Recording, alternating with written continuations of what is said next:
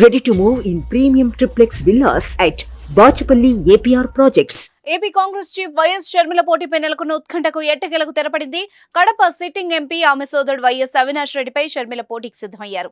వచ్చే ఎన్నికల్లో YS Sharmila Kadapa MP అభ్యర్థిగా బరిలో దిగనున్నారు.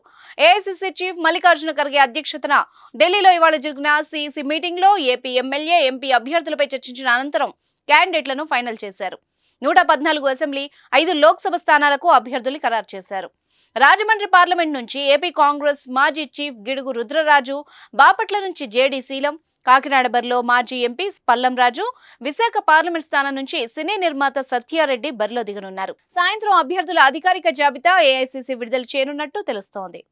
కడప ఎంపీగా షర్మిల పోటీతో ఒక్కసారిగా రాజకీయం వేడెక్కింది. వివేక హత్య కేసులో ఆరోపణలు ఎదుర్కొంటున్న అవినాష్ రెడ్డిపై షర్మిల పోటీకి దిగడం సంచలనం సృష్టిస్తోంది.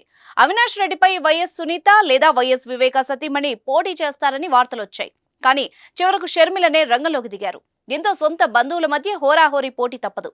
సుమన్ టీవీలో మీ పర్సనల్ అండ్ బిజినెస్ ప్రమోషన్స్ కోసం కింది నెంబర్కి కాంటాక్ట్ చేయండి.